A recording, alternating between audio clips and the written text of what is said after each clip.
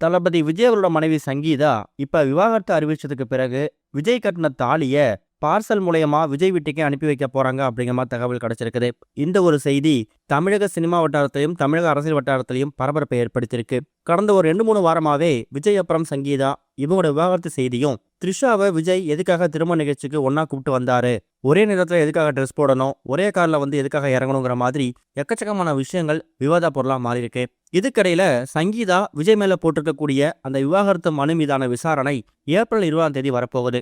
இதுக்கிடையில விஜய் அப்புறம் சங்கீதா இவங்க 2 பேருமே கடந்த ஒரு சில வருடங்களாவே சேர்ந்து வாழ்றது கிடையாது, பிரிஞ்சுதான் வாழ்ந்துகிட்டு இருக்கோம் அப்படிங்கிறத சங்கீதா அந்த மனு தாக்கல்ல பதிவு பண்ணியிருக்காங்க.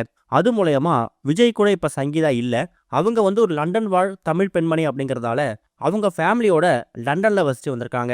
இந்த விவாகரத்து விஷயம் ஒரு கட்டத்துக்கு போகும்போது இதுக்கு மேல பொறுத்துக்க முடியாது, விஜய்க்கு ஒரு நடிகை கூட திருமணத்தை மீறிய உறவு இருக்கு, அதனாலதான் விவாகரத்துக்கு அப்ளை பண்றேன் அப்படிங்கறத அவங்க ஓப்பனாவே தெரிவிச்சிட்டாங்க. இதுக்கிடையில தான் விஜய் தன்னோட மனைவிக்கு தான் கையால கட்டின அந்த ஒரு தாலி இருக்கு இல்லையா, அந்த ஒரு தாலிய கடந்த ஒரு சில வருஷங்களாவே சங்கீதா அவங்களோட கழுத்துல அவங்க போட்டுக்கிறது கிடையாதாம். கிட்டத்தட்ட 27 வருஷ திருமண வாழ்க்கைக்கு முற்றுப்புள்ளி வைக்கிற விதமா, அதை முடிக்கிற விதமா தான் விஜய் மேல மனைவி சங்கீதா இப்ப விவாகரத்து மனு தாக்கல் பண்ணிருக்காங்க. தன்னோட கணவர் தனக்கு முக்கியத்துவம் கொடுக்காதப்ப, தன்னோட அன்புக்கு ஆதரவுக்கு முக்கியத்துவம் கொடுக்காதப்ப அவருக்கு நான் ஏன் முக்கியத்துவம் கொடுக்கணும், அவர் கட்டிருக்கக்கூடிய அந்த தாலியை ஏன் நான் கட்டணும், அதுல என்ன யூஸ் இருக்க போகுது அப்படிங்கிற முடிவுக்கு வந்துட்டாங்களாம். அந்த ஒரு காரணத்தால தான் கழுத்துல இது வரைக்கும் போட்டிருந்த தாலியை கடந்த 2-3 வருஷத்துக்கு முன்னாடியே அவங்க கையிட்டதாகவும், கூடிய சீக்கிரம் இந்த விவாகரத்து மனு மீதான விசாரணை கோர்ட்ல வர்றதுக்கு முன்னாடியே அந்த ஒரு தாலியை தன்னோட கையால விஜய் வீட்டுக்கு அனுப்பி வைக்கிறத அவங்க முடிவு பண்ணியிருக்காங்களாம். இந்த ஒரு செய்தியை இப்போ அவங்க தரப்பு மூலயமா வெளியிடப்பட்டிருக்குது. இதுக்கு அவங்களோட பேரண்ட்ஸும் விஜயோட அப்பா அம்மாவும் முழு சம்மதம் தெரிவிச்சிருக்கிறதாவும், இதுக்கு தன்னோட பசங்க ஃபுல் சப்போர்ட் இருப்பாங்க, கடைசி வரைக்கும் தகவல் இருப்பாங்க அப்படிங்கிறதுல சங்கீதா உறுதியா இருக்காங்களாம். இன்னொரு பக்கம் என்னன்னு சொல்லி வந்திருக்குன்னா, கடந்த ஒரு சில வாரங்களாவே விஜய் சங்கீதாவை சமாதானப்படுத்திட்டாரு, சங்கீதா கேட்டிருக்கக்கூடிய அந்த ஜீவனாம்ச தொகையை கொடுக்கறதுக்கு ரெடியா இருக்காரு. இதன் மூலயமா இந்த விவாகரத்து மீதான வழக்கு விசாரணை கோர்ட்டுக்கே போகாம அதுக்கு முன்னாடியே சமரசம் ஏற்பட வாய்ப்பு இருக்கு.